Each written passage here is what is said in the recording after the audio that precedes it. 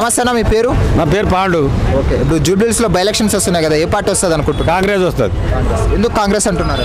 కాంగ్రెస్ అంటే అతని మధ్యాహ్నం సంది నిలబడలేదు కదా, అప్పటి సంది ఓడిపోయినా పడిపోయాడు. ఇప్పుడు అతను గెలిపేయాలి కంపల్సరీ. అతని ఎమ్మెల్యే సార్ చచ్చిపోయాడు. ఆమె మాకు ఎవరికి తెలియదు, మరి ఆమెకు ఓటు వేస్తే మాకు ఏం చేస్తుందని చెప్పు.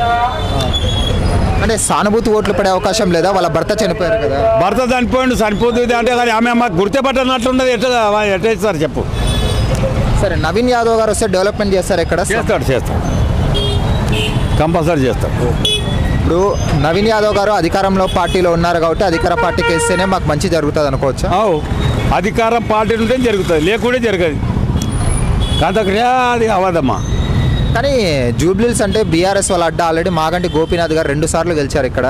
ఇప్పుడు కానీ వాళ్ళే గెలవచ్చు అనుకోవచ్చు కదా. అలా కాదన్న, అది ఎట్లా అవుతుంది?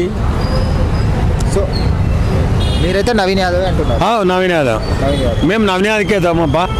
అతను ఏమని చేయని మాకు సంపని వేస్తాడు. వేస్తామో నవీన్ యాదవ్కి అందుబాటులో ఉంటాడు మీకు ప్రజలు? మాకు అందుబాటులో ఉంటాడు, ఏమన్నా అయితే వస్తాడు.